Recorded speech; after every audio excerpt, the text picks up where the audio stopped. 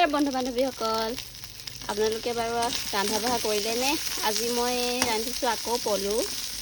এয়া হৈয়ে গৈছে আৰু পলু এটা ৰান্ধি পেলাই কিনো দেখাম। ইয়াত পিছতে ৰান্ধিছোঁ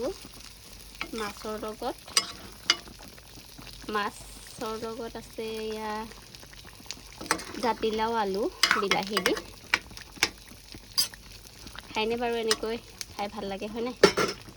আৰু আজি ৰেষ্টুৰেণ্টৰ অলপ গন্ধ আহক বুলি ইয়াত দি দিম মই চয়া চচ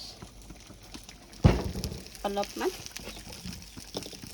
খাই ভাল পাব আৰু মানুহজনে।